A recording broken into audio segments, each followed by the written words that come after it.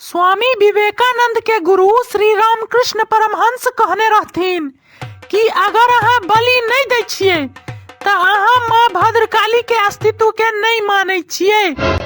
कोनो भी देवी मंदिर में बलि के विरोध करे के मतलब छै कि माँ काली के अस्तित्व पर सीधा सीधा सवाल उठेनाइ।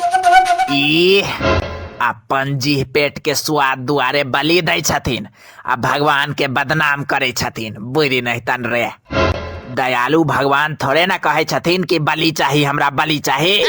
कहे छथिन ना, कहने छथिन, लिखल छै भाई। कता लिखल छै रे, कता लिखल छै?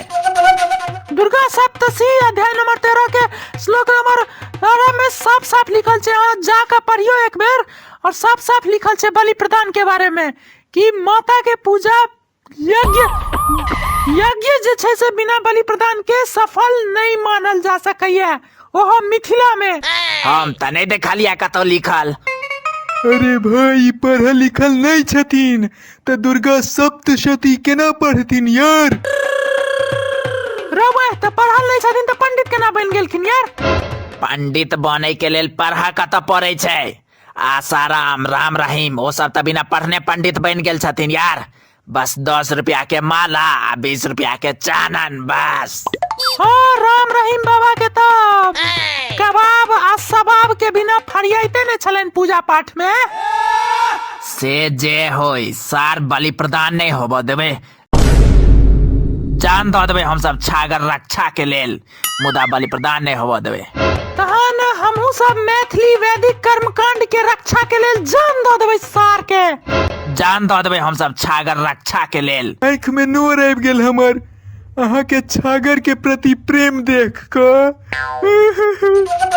राव बाय, लेकिन ई तो अपनो बलि प्रदान करे छलखिन पहले। लेकिन जहिया से कन्या एलन है वृंदावन से महात्मा सबसे माथा हाथ दिया क, तहिया से बलि प्रदान के विरोध जे छै से शुरू क देलखिन है। अतः ई बलि प्रदान के विरोध कर रहल छथिन। आ बेटा इनकर रोज मधुबनी में जाकर चिकवा दुकान पर चिकन तोड़े छन, से किछ नहीं। Oh no! हाँ तो बेटा चिकवा दुकान पर जाकर चिकन तोड़े छन आ कन्या हिनका तोड़े छन। हाँ तो हमार बचबा जे चिकन खाई छे तो वो बाहर जाकर खाई छे न राव, बाहर चले छे, ओते लोग नहीं देखे छे। अच्छा, बाहर जाकर हलाली वाला चिकन खाइए से किछ नहीं। आ माँ काली, माँ भद्रकाली शक्ति यानी माँ के बलि प्रदान वाला प्रसाद खेला से पाप भ जते नहीं। हाँ तो और की, भगवान कृष्ण कहलखिन है कि जीव आत्मा के प्रति प्रेम हेबाक चाहिए। जीव आत्मा के हिंसा के नहीं, हिंसा छे पाप छे, पाप महापाप छे। अहिंसा परमो धर्म। भगवान कृष्ण पर सवाल नहीं उठा। तो भगवान कृष्ण के बलि प्रदान थोड़े ना पड़े छन जहाँ से विरोध कर रहल छिए। भाई, काली माँ वरदान बलि प्रदान मांगे छथिन तो उनका चढ़े छन। अब बात रहले भगवान कृष्ण के, तो भगवान कृष्ण कहलखिन है धर्म के लेल कैल गेल हिंसा कोनो अधर्म नहीं छै, धर्म हिंसा तथैव च। माँ काली के सब संतान छे आ कोनो मैं अपन संतान के बलि नहीं लो सकैया। मैं केना अपन संतान के बलि लो सकैया यार? तू ही सोची ना यार, अपन संतान के केना खून पी सकैया कोनो मैं? करोड़ों राक्षस जे उनके संतान रहे सब के खून पी चुकल छथिन माँ काली। हाथ में तो खूनक कटोरी रहे छन। बलि प्रथा हजारों हजार साल पुरान छे यार। ई आई काल के 1 से 2 साल पुरान नहीं छे। बलि प्रथा से धर्म रक्षा के एकटा अथी आबै छे, एकरे विस्तृत चर्चा अथर्ववेद में अहाँ के भेटत, जाकर पढ़ियो। कि वेदों के नहीं माने छिए? सर उल्टा जन्मल छै कि? एक बेर कहलियो ई पढ़ल लिखल नहीं छथिन। वे दुआरे तो नहीं पता छन धर्मशास्त्र में बलि प्रदान के की महत्व छे। एकर सीधा संबंध ऊर्जा से छे। एनर्जी बुझे छिए? एनर्जी गीता में जकर चर्चा केने छथिन भगवान, एनर्जी के जीवा। रे गीता के सार बलि प्रदान कतौ से उचित नहीं ठहरायल जा सकैया। हमर घर वाली काल्हि है वृंदावन से अयलैया, दोबारा बलि प्रदान के नाम ले तब वृंदावन से आयल हमर घर वाली के कसम मुंह तोड़ देबो हम। अरे भाई, वृंदावन में वैष्णव परंपरा चले छे, मुदा मिथिला में शैव और शाक्त परंपरा चले छे। ई सब सनातन धर्म के हिस्सा छे जे छे से अहाँ सबके नहीं पता है छी बात। एक बेर कहलियो ई पढ़ल लिखल नहीं छथिन से सुनल ही नहीं। महापंडित कसैया मिसर जी, अहाँ किया चुप छियै? अहूँ तऽ किछु बजियौ। अहाँ के चुप्पी भारी पड़ते मिथिला के संस्कृति पर। अहाँ बाजि नहीं रहल छियै, चुपचाप खाली सबटा बात सुनि रहल छियै। रे अहूँ तऽ किछु बजियौ। ओ पढ़ल लिखल छथिन, रौ बे, अथर्ववेद के पूरा ज्ञान छनि हुनकर।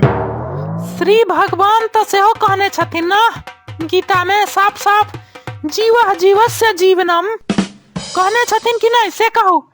अरे भाई, बलि प्रदान सब आइ से नहीं हजारों साल से होते लिए। देवी उपासक तांत्रिक विधि से हमेशा से बलि प्रदान करैत रहले। आई में कोनो पाप नहीं छे यार।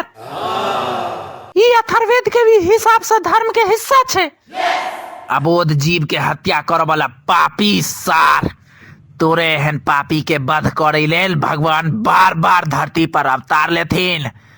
आई ने कल जरूर लेथिन भगवान अवतार, देख ली है। अवतार लेथिन नहीं, लो चुकल छथिन। कत्ता कहाँ? महापंडित जी श्री कसैया मिसर के रूप में। महापंडित जी श्री कसैया मिसर की जय। रो बे, एतेक जल्दी भगवान अवतार लो लेलखिन? सोनिमहर, हमर बलि प्रदान वाला खर्ग आ छागर के मूड़ी फसावा वाला महिका मंगवा जल्दी। जी पंडित जी। खर्ग के कनी भिजा दिहन। मोछ पर पिजा देवे की पंडित जी? अरे लोहा के रेती से यार, मोछ पर कतो खर्ग पिजे ले यार। जे आज्ञा महापंडित जी। बलि प्रदान फिर से शुरू करवा रहल छियै ने? लेकिन तोरे से हमरा से मतलब? हाँ तो शुरुआत तोरे से है, तो तू कोनो करिया खस्सी से कम छे। पंडित जी घेर वही साइड से। जहन बलि प्रदान शुरुए करबाक छे तो तोरे बलि प्रदान से किया ने शुरू करी रहा है? रे कसैया पंडित के जय जयकार। रो भाई, अहाँ सब त पागल भ गेल छियै की? छागर के बलि प्रदान लेल हम सब ले रहल छी, अपन बलि प्रदान लेल नहीं थोड़े न ले रहल छी यार। छागर के बलि प्रदान ले रहल छी यार। एकरा जल्दी नहा सुना कर ला, परीक्षा लिया। मूरी के महिका में फंसा, बस एकरा में तो हमरा आधा छो लागत। रो भाई, है पंडित जी, है हम तो वेद पुराण पढ़ के आल चला। माफ कर दिया पंडित जी, है माफ कर दिया, है हमरा, है माफ कर दियो प्लीज पंडित जी प्लीज।